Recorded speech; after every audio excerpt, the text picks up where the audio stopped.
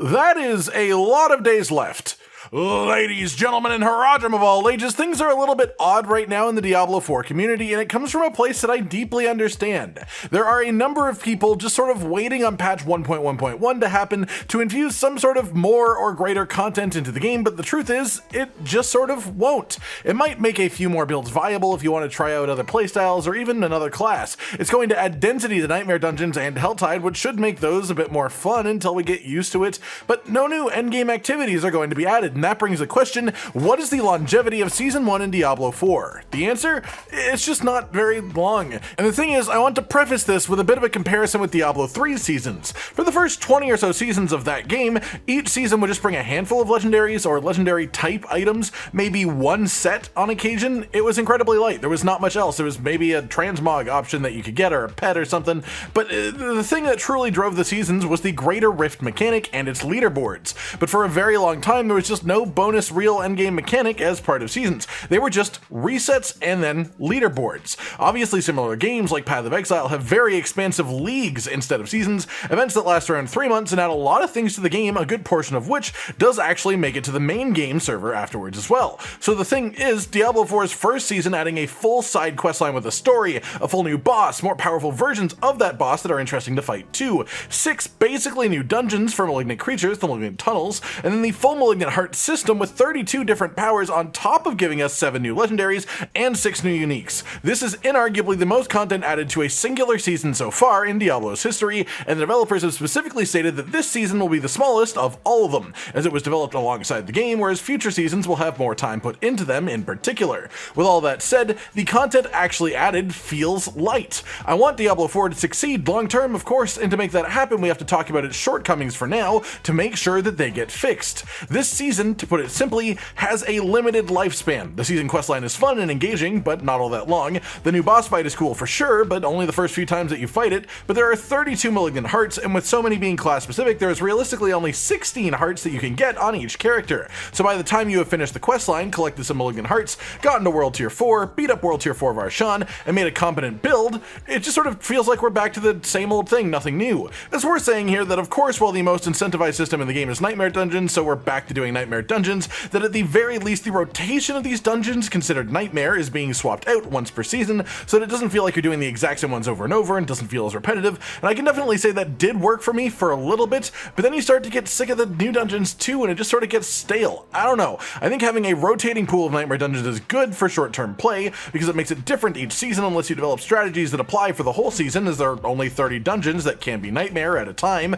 But what if instead there was just no pool? What if the pool was every dungeon in the game, rolling from 115 dungeons as Nightmare Sigils, the entire selection of side dungeons in the game? What if we could even get Nightmare Dungeon versions of the Capstone dungeons, just for an extra challenge once in a while? Or God forbid, something that I asked for like a week ago, why are the Malignant tunnels that were added to the game not active as Nightmare Dungeons? I mean, that would be awesome, right? If you did that, then you could create a whole new, unique kind of longevity where people actively seek out Nightmare Dungeon Malignant tunnels over the other dungeons, add new tiers to the Malignant Heart system, like right now the highest is level 5 for Malignant Heart, but what if you could get a level 6 Malignant Heart from Malignant enemies that are level 100 to 120, or a Malignant level 7 Heart from enemies that are 120 to 150, the true endgame of the game. Real genuine upgrades from pushing higher tier Nightmare Dungeons, and new places to do it in too, being the tunnels. Not to mention giving us a Nightmare Dungeon version of Varshan that we could fight at the end. After all, World Tier 4 Varshan is locked to giving item power 800 items, which actually makes it really good as a farm spot if you just want decent 800 power items. So what if we extended this even further in Nightmare Dungeons? Torment Varshan is locked to level 80, so what if every 3 levels higher than 80 he is because of Nightmare Dungeon scaling, the gear also gets 1 guaranteed item power when it drops. For example, level 86 would give you 802 item power gear guaranteed, but level 140 would give you 820 item power gear guaranteed. A source to guaranteed farm the highest power gear in the game, but would actually be a challenge to complete as well because it's the higher tier Nightmare Dungeons. It would tie into the Malignant Tunnels perfectly and make a season mechanic actually long long-term farmable while still being reliably good early on too.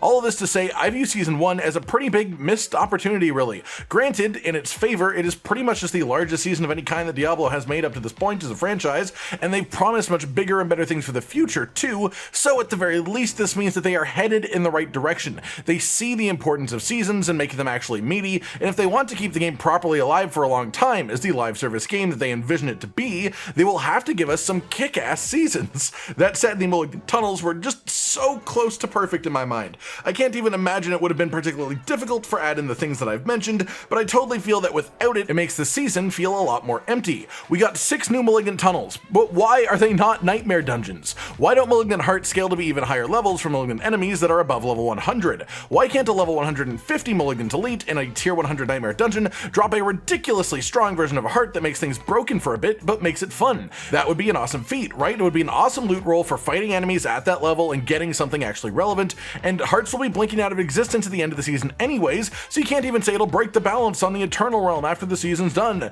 Then, past that, the whole Varshan being in nightmare dungeons as an optional boss still, and dropping higher and higher item power gear, I think that is just such a relatively simple thing that they could have added but didn't, and I can't work out why, because again, I think that would have been a massive difference in the longevity of Season 1, because right now, it feels like the thing keeping most people going is the proposed changes of patch 1.1.1 hitting next week, and I really genuinely don't feel like they will be enough to keep people around for very long, and that's the thing that we're going to need to remember soon. Don't play the game once it's gone stale for you. If it's boring you, take a break. Of course, if you're still into farming, then farm away, don't get me wrong. If you want to start a new class, enjoy your journey, make different builds, just have a good adventure with the game and enjoy the mechanics of play. But some people are going to start feeling worn out sooner rather than later with the way this is, and the way I see it is, why not just take a break when you do? Come back and see what it's like in Season 2. There's nothing wrong with moving on for a bit, and this season was absolutely undersized compared to what we should be getting in the future. The devs have even said so themselves. It's the biggest season a Diablo game has had, really, and yet it's not big enough to create satisfaction for more than a few weeks, even if you don't get much playtime in. Getting to level 100 is still fun, of course, it's still a goal, but it doesn't feel like you really need to do it either, considering you can be 99% as powerful at level 85 as you are at level 100. The only real difference is the Paragon points, really. So you get the gear that you want, you make the build that you want, then you play it for a bit, and then what? Well, to me, the answer to that is that they just really needed to make it easier to make new builds. Make things cost less resources. Make things easier, like adding a loadout function or a reset all Paragon points button. Sure, lowering the cost of skill points and Paragon points by 40% is nice, but it is only a fraction of what is making creating builds hard right now and switching builds hard as well. So if we made that easier as a whole, if everyone can mess around and relatively easy try out 3 or 4 builds even for their chosen class, really realize the one that they like the most rather than just the one that does the most damage, because that's what people will most likely gravitate first, you know?